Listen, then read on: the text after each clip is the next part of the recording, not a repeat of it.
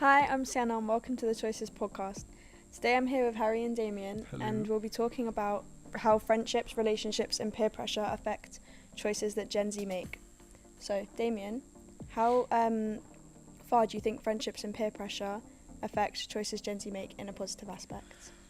In a positive way, I feel Gen Z is a population which really cares and values the opinions of others.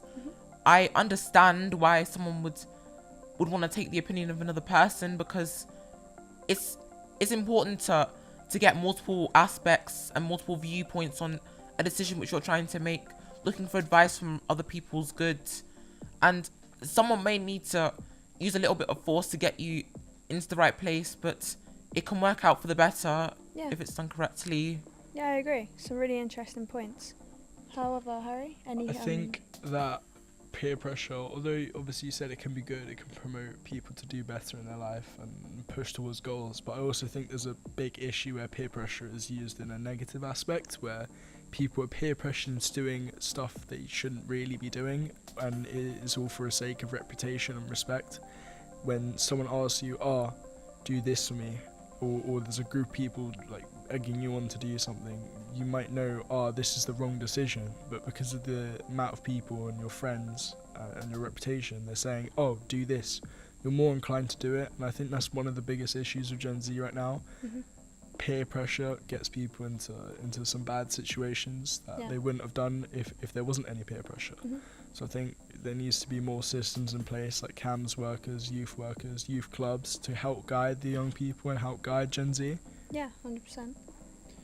Moving on to relationships and toxic relationships, and whether you think it's easy to leave or seek help. Any thoughts, Damien?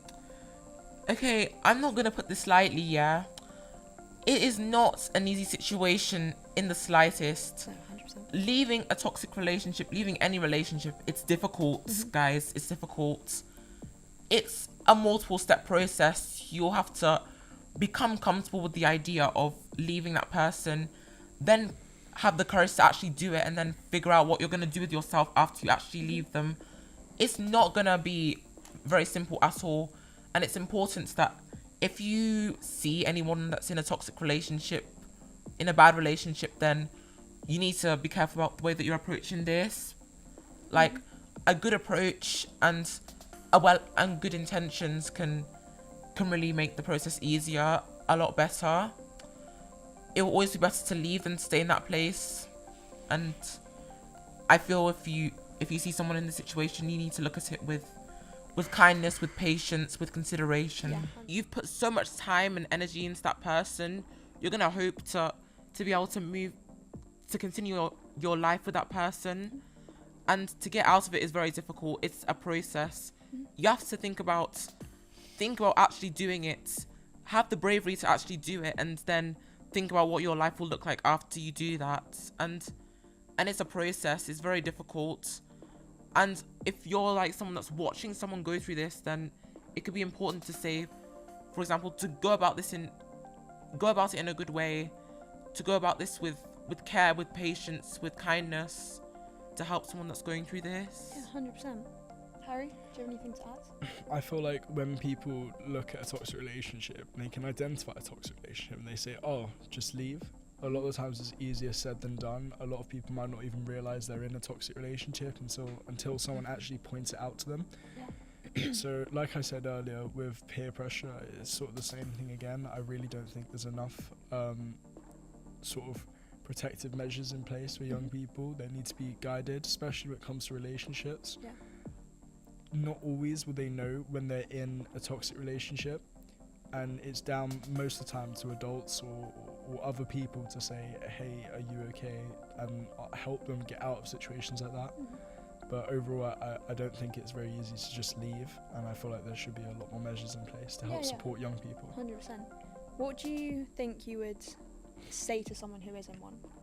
I say, as hard as it sounds to leave, like, after you leave, everything will be so much better, because the situation you're stuck in now, it isn't the best, and it might feel like you're trapped or you can't leave, But if you seek the correct support from the right people, stuff can get so much better. Do you have any?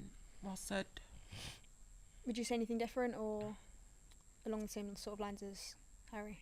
Yeah, I agree with what he said. I think it's More the approach that can show what your intentions are with telling them. I feel well-intended people always come across nicer because that's the intention in their heart. You need to be sensitive when you address that Yeah, kind of because stuff. this is a sensitive topic. It's not the easiest to talk about. No. You can't just go in there and be harsh and be like, you just need to leave, because it's a lot easier said than It done. just won't help them. Yeah, they'll, it won't. they'll brush it off. So the next topic we are going to talk about is, what do you think a bad choice is, Harry? Well, I think a bad choice is one that, like, it gives you a negative consequence. People know between right and wrong. You look at babies, they know the difference between right and wrong. And I think for a person of our age, Gen Z, to be committing bad choices, it's not a matter of, they didn't know. Everyone knows it's a bad choice. I feel like, yes, they might know it's a bad choice, but some people don't always have that other choice. About better of the two evils. When people don't have a choice between good or bad, sometimes can they really be blamed for choosing the bad? 100%. You sort of sometimes you just find yourself in a situation, but it's your choice to make Of course. the best out of yeah, the bad. you need to make the best out of every single situation. 100%. Damien, what do you think a good decision is?